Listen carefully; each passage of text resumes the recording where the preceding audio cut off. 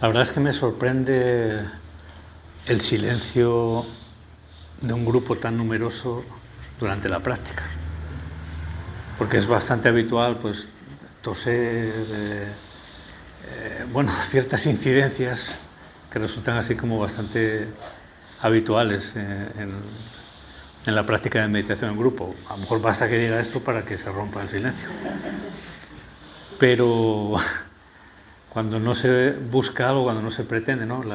Cuando no hay intención, ¿no? Ocurren cosas que, bueno, que son sorprendentes. Pero realmente, vamos, el contraste del silencio del grupo durante la práctica con la Quinta Avenida, que parecía hoy, ¿no? Con tanto a nivel lumínico como a nivel de ruido y tal. Luego la siguiente práctica la vamos a hacer con las ventanas cerradas, si os parece bien. Eso abrimos un poquito la puerta. Aunque en realidad, como hemos dicho, se trata de mantener los sentidos abiertos, pero la atención dirigida hacia adentro y, en cierto modo, no la atención desde un punto de vista de control. Yo diría que hay que abandonar un poco esta idea de control, de estar ejerciendo un control sobre la práctica. La práctica en sí misma es un abandono. Por lo tanto, no se aviene bien con esta propensión que tenemos a control, ¿no? A controlar. Incluso el hecho de sentir la respiración, de prestar atención a la respiración, lo solemos entender como intervenirla. O sea, prestar atención a algo parece como que es también, ¿no? Manipularlo o manejarlo, introducir ahí nuestra intención, ¿no? Entonces es importante la cuestión, y bueno, sobre eso es sobre lo que quería comentar un poquín.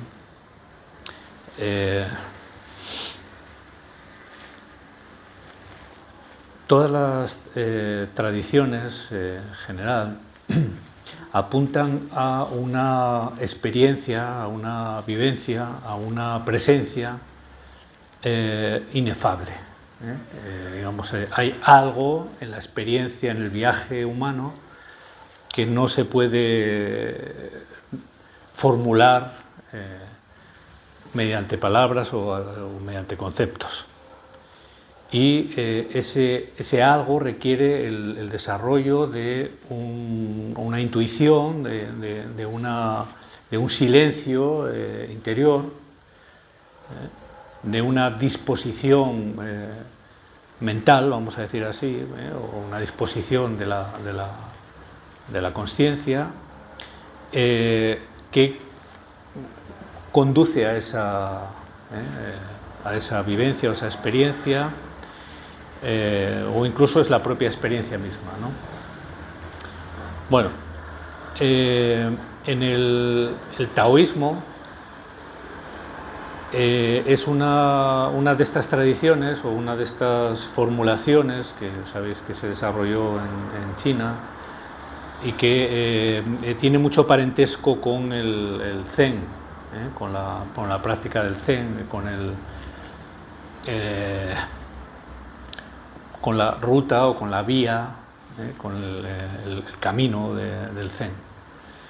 se dan la mano en muchos aspectos. Luego ya vemos que también el sufismo, que también otras tradiciones, ¿no? Y otras, ¿no? El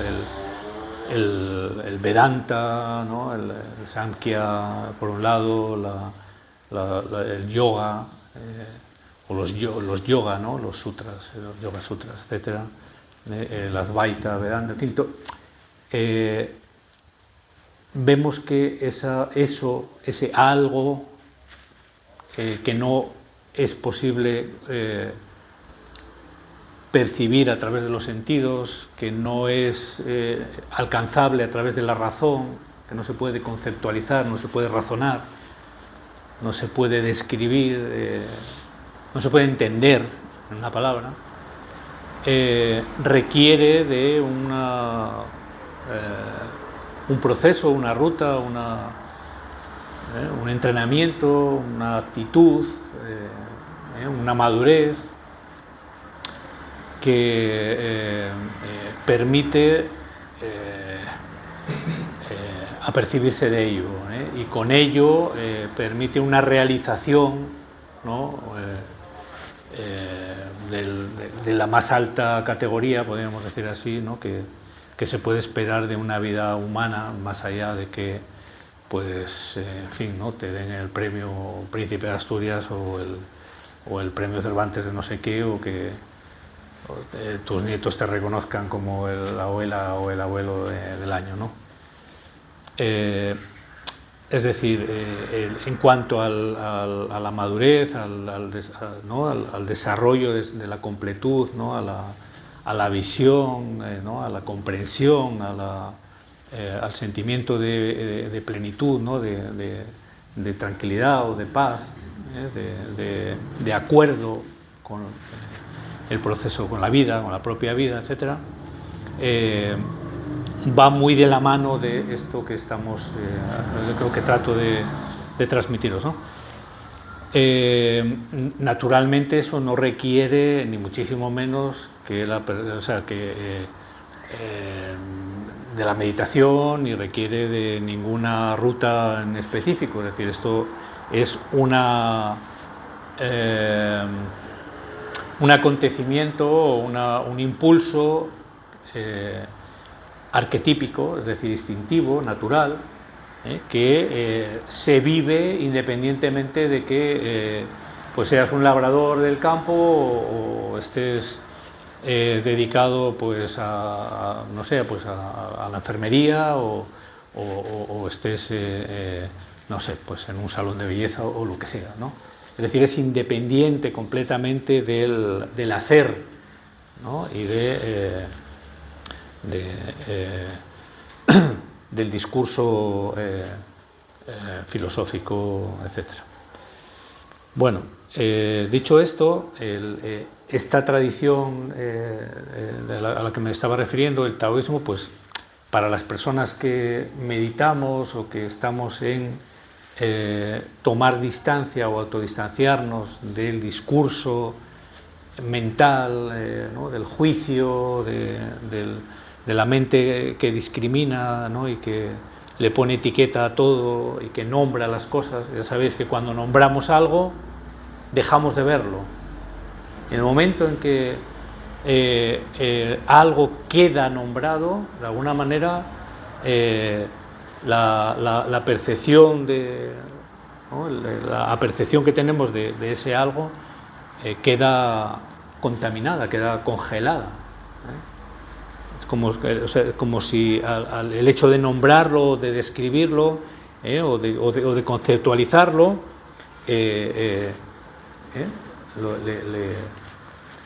lo empaquetase y lo metiese en un congelador, ¿no? De manera que cuando entonces nos dirigimos a algo que tenemos nombrado,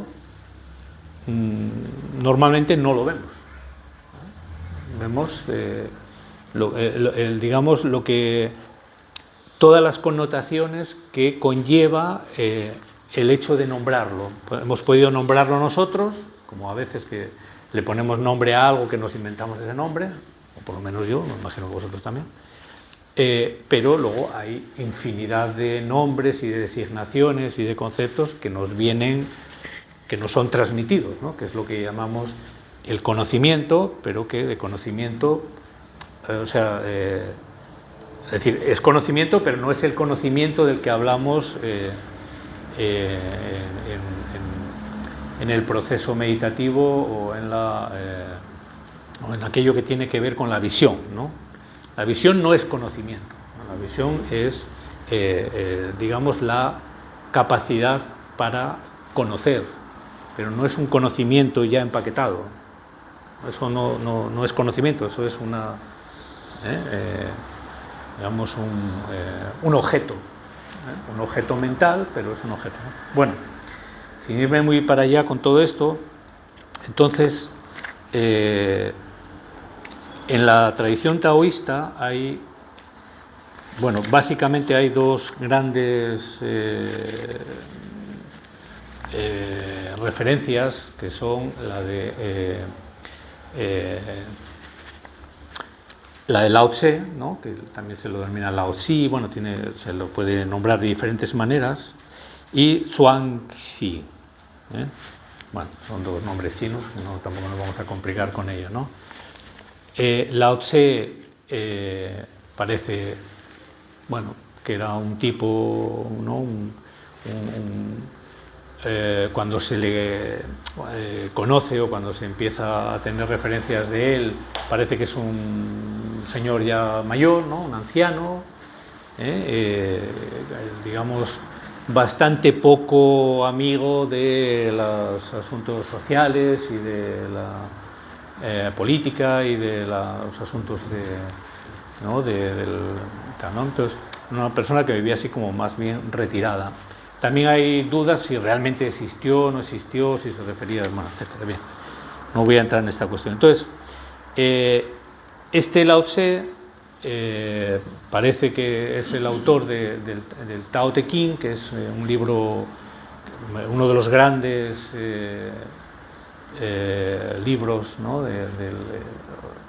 Que se han escrito, ¿no? y que es bellísimo y que tiene muchísimas traducciones, etcétera. Y en él Lao Tse se ocupa de hablar de ese estado, de ese algo inefable que no puede ser descrito, que no puede ser definido, pero a pesar de todo, pues él hace cierta alusión, ¿no? Entonces, él dice, por ejemplo, la vía, ¿no? O el Tao o el sentido que puede ser nombrado no es, ¿no? Como decíamos el otro día, no es el Tao, ¿no? O la vía o el sentido eterno, ¿no? Sin embargo, si me veo forzado a darle un nombre, ¿no? A darle un seudónimo, lo llamo grande, o lo llamo no sé qué, o lo llamo cual, ¿no? Pero, etcétera, ¿no? Entonces, bueno, eso por un lado. Entonces, este otro sujeto del que hablé, que es Zhuangzi, hace una obra también bastante interesante, y este se ocupa más del proceso que lleva a esa percepción, a esa experiencia, ¿no? Y entonces hay dos términos o dos asuntos que son muy clave en lo que este Zhuangzi aporta, ¿no? o incide, que es lo que, bueno, si queréis digamos el nombre en chino, pues es Suo Chi y Suo Wang, ¿no? Suo Chi es galopar sentado, y el otro término es olvidar sentado, o sentado en el olvido. Bueno, ya casi me imagino que podéis tirar del hilo y haceros una idea de por dónde van los tiros, ¿no? Es decir,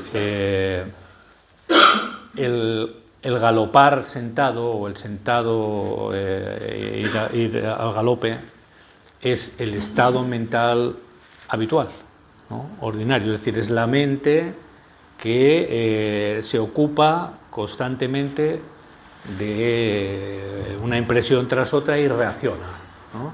responde, reacciona, es la mente dispersa o la mente que está enredada en 1000 asuntos, ¿no? En las 10.000 cosas, ¿no? Entonces, ese tipo de mente que discrimina, que nombra las cosas, como he dicho antes, que enjuicia, que valora esto es correcto, esto es incorrecto, etcétera, etcétera, se convierte en, podemos decir, el dueño, ¿no? El maestro de la propia persona, la propia mente, o sea, la propia actividad de la propia mente. Y de hecho, él utiliza una expresión que es curiosa, ¿no? Que dice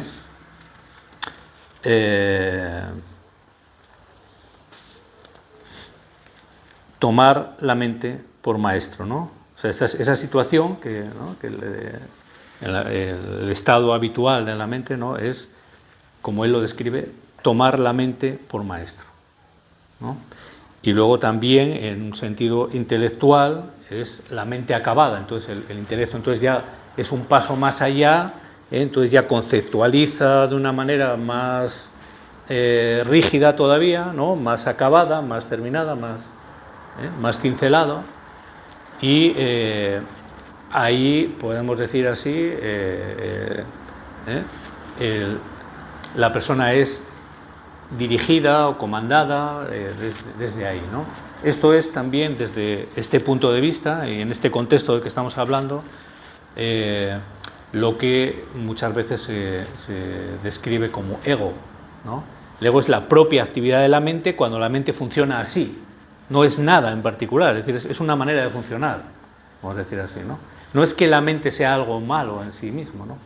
O el conocimiento sea algo malo en sí mismo, sino es el modo en que se maneja o se aplica esa facultad, ¿no? Que tenemos para procesar y pensar, etcétera, etcétera, ¿no? Bien, entonces ese tipo de mente se convierte en el centro de la personalidad, ¿no?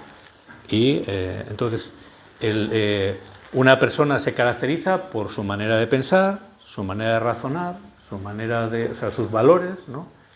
Por lo que entiende por bueno y por malo. Entonces pues hacemos el partido de los amarillos, de los verdes, los rojos, ¿no? Los tigres y leones, todos quieren ser campeones, ¿no? Como lo veíamos en la telita, ¿no? Por lo menos en mi generación. Entonces esa manera de funcionar no es que esté ni mal ni bien, sino que bien, pues se queda ahí. Entonces de alguna manera la visión de la realidad que tenemos es una visión relativa, ¿no? o relativizada. Está en función de los códigos, ¿no? la educación, el tipo de conceptos a los que nos adherimos, ¿no? la manera de entender el mundo, ¿no?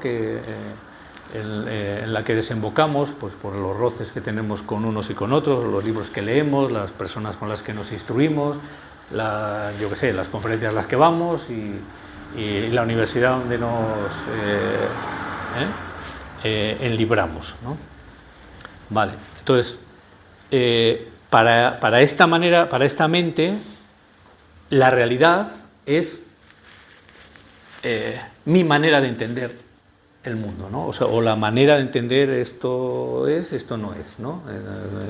La vida es lo que aparenta, ¿no? O lo que aparece en primer plano, podemos decir así, ¿no? O la manera en que lo razono. Bien. Entonces, ¿qué es lo que dice el taoísmo, que es lo mismo que lo que dice el Zen o lo que dice Ibn Arabi, ¿no? en el sufismo o el Advaita Vedanta, o sea, Gaupada, ¿no? en la Advaita Vedanta, etcétera, etcétera, etcétera? ¿Qué es lo que dicen? Es decir, cuidado, porque hay una realidad que no tiene este relativismo, que no es como la ve la mente ordinaria, dispersa, que nombra, que discrimina, que juzga, que tal, que interpreta. Hay otra cosa, ¿no? Que se puede experimentar, pero que no es posible razonarla, no es posible interpretarla, no es inefable, ¿no? Pero es vivenciable y de alguna manera permite un sentimiento de completud o de reconocimiento, ¿no? Mucho más potente o mucho más amplio, ¿no? O mucho más intenso, más profundo, de la realidad, al punto de que todas esas tradiciones se refieren a ella como la realidad última, ¿no? La realidad última, en el sentido de que, digamos, no hay nada detrás, ¿no? No hay nada que, digamos, que escape de esa totalidad, ¿no? Por cuanto que es una totalidad. Vale. Entonces, esta ruta, digamos, ¿no? Esta manera de adentrarse en esa otra apercepción o esa otra apreciación de lo vital, ¿no? de la experiencia del viaje humano, para cada uno de nosotros, que es lo único que podemos manejar, es lo que Zhuangzi denomina sentarse en el olvido. Entonces, esto es exactamente lo contrario, podríamos decir, ¿no? lo opuesto, ¿no? La otra cara, ¿no? de la moneda mental que hemos descrito antes, que es la de la mente al galope, ¿no? Entonces, el taoísmo dice, para poder apreciar, acercarte, vivenciar ese Tao o ese algo inefable, necesitas sentarte en el olvido, necesitas dejar de nombrar, dejar de discriminar, dejar de enjuiciar, dejar de interpretar, ¿no?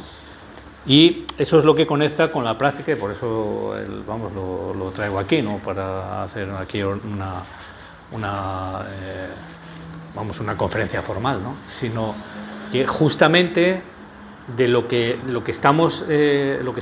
se trata con la meditación intuitiva, la meditación que practicamos, meditación sin objeto, es justamente de autodistanciarse, ¿no? De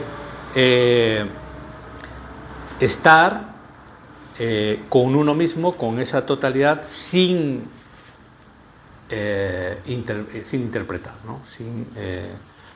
Sin darle combustible, sin dejarse llevar o dejarse arrastrar por esta mente a galope, que es la que trae constantemente ideas, pensamientos, razonamientos, interpretaciones, consideraciones, etcétera, etcétera, ¿no? La manera es, digamos, tomando la determinación o tomando por la vía de la comprensión o por la vía de la confianza o la intuición de que eso tiene un sentido y tiene, ¿no? y camina hacia algo, cada vez que me doy cuenta que estoy funcionando desde esa mente a galope, digamos, abandono, me suelto. Y esa es la práctica en sí, ¿no? Es entrenar esta cuestión una vez y otra vez, de manera que eso también se pueda ir trasladando a la vida cotidiana, ¿no? A otros asuntos, ¿no? Uno tiene la impresión equivocada, errónea, de que si hace eso, pues ¿cómo me voy a ocupar luego de mi trabajo, de mi familia, de esto, del otro, de no sé cuánto? Y es un error, porque uno puede ocuparse muchísimo mejor, con muchísima más solvencia, con muchísima más acierto, con muchísima más capacidad y con muchísima más lucidez de cualquier asunto desde esa otra mente centrada, concentrada. Una mente centrada es una mente que no discrimina, que está de alguna manera en ese estado de lucidez en el que no está emitiendo constantemente juicio, ¿no?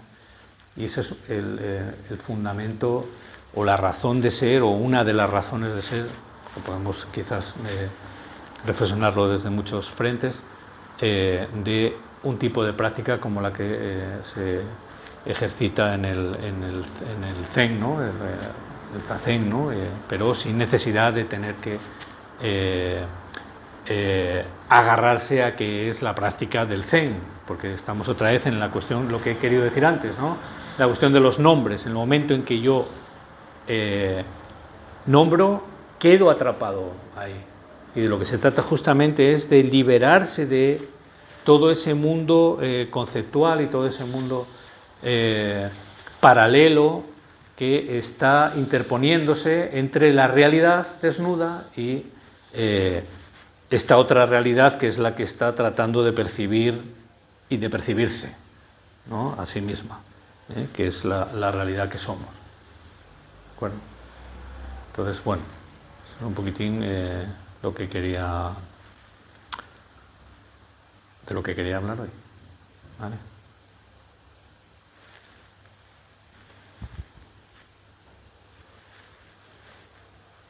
Si queréis hacer alguna pregunta, podéis hacerla.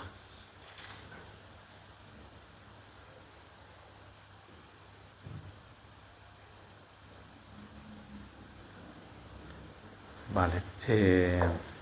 Os voy a leer dos pequeños pasajes de esta cuestión para terminar y nos ponemos con la segunda práctica.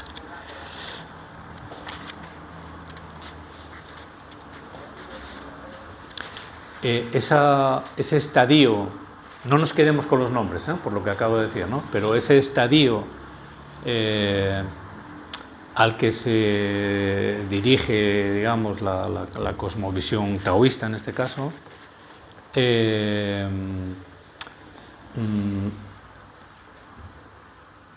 es característica, digamos, ¿no? la realización de esa, ¿no? La comprensión, ¿no? la visión de esa realidad última, la persona, ¿no? digamos que alcanza esta visión es nombrada en el taoísmo de Zhuangzi, y insisto, no os quedar con los nombres, y menos con temas de género, porque ahora estamos hablando del antropos, ¿no? Digamos, del hombre-mujer, ¿no? O de la mujer-hombre, ¿no? El hombre sagrado, ¿no? La llama Lao Tse, y Zhuangzi le llama, curioso, el hombre extremo, o lo se puede traducir como hombre extremo, y también, digamos, el hombre perfecto, ¿no? El sentido del hombre completo, ¿no? De una manera también eso conectaría con la tradición india, ¿no? Del hinduismo, ¿no? Cuando habla del hombre realizado, el hombre liberado, etcétera, ¿no? En este sentido, ¿no? Es decir, es propiamente dicho la propia realización humana, ¿no? Digamos, es como un ser humano, un hombre, mujer, que alcanza una comprensión de la vida en un sentido, espiritual, ¿no? Un sentido existencial, vamos a decir así, ¿no? Entonces dice,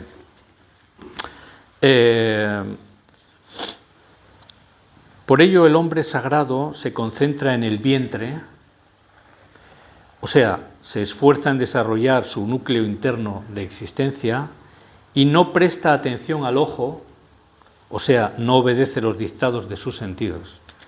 En verdad, abandona este y elige aquel. Y la explicación que le da Isutsu dice, el hombre sagrado, entre comillas, se ocupa del vientre y no del ojo, ya que es consciente de que la actividad centrífuga de la mente hacia afuera, no hace más que alejarlo de la vía. La vía es también el término, el nombre que utiliza el taoísmo, ¿no? Es un sinónimo del Tao, ¿no? O del sentido, la vía, ¿no? Esta, la vía, se encuentra en su interior, en la forma más concreta y palpable. O sea, no es una abstracción, no es una idea, ¿no? Cuanto más tiende uno hacia el exterior, menos en contacto está con lo absoluto. Lo absoluto es la vía, ¿no? Lo que debe uno intentar es quedarse en casa y no salir. Así que, no, ya sabes. Bueno, y ya termino con esta otra que dice, aquí es Zhuangzi otra vez, ¿no? El que dice, ¿cuál es el significado de sentarse en el olvido? Significa que todos los miembros del cuerpo se disuelven y las actividades de las orejas y de los ojos, o sea, las actividades de todos los órganos de los sentidos, quedan abolidas. Bueno, sí, escuchamos el tal, vemos las luces estas azules de la ambulancia, no sé qué, la niña que dice ahí no sé cuánto, el tal, ascensor, o no sé qué, pero no nos quedamos ahí. Simplemente esto nos atraviesa, pero no quedamos ahí, ¿no? Estamos ahí resistiéndolo tampoco, decir, oh, joder, ¿no? El puto camión y tal, no sé qué, ¿no? Ahora la luz esta, déjame cerrar los ojos, ¿no? Quedan abolidas, de modo que el hombre se libera de su forma y de su mente, o sea, de su identidad física y mental, y se une y unifica con lo omnipresente, o sea, la vía que todo lo impregna. Esto es lo que llamo sentarse en el olvido. Es, digamos, dejar de tomar partido en ningún sentido, ni hacia los objetos externos, porque tenemos los sentidos abiertos, ni hacia los objetos internos, que son los pensamientos, las ideas, ¿no? Las interpretaciones y tal. Y quedarnos con lo omnipresente. ¿Qué es lo omnipresente? ¿Qué es lo que siempre está presente en todas partes? Pues eso es el tema, ¿no? Lo innombrable, lo que no se puede nombrar, porque no es algo. Y a la vez es todo, es de donde surge todo, todos los algo, ¿no? Pero no es una cosa, ¿no? Y ese es el ejercicio, aunque suene esto de ejercicio como si fuera hacer planchas, ¿no? Pero esa es la práctica, ¿no? Esa es la actitud, ¿no? El sentido de aquietarse y mantenerse ahí entero con uno mismo y con el momento, ¿no? Bueno.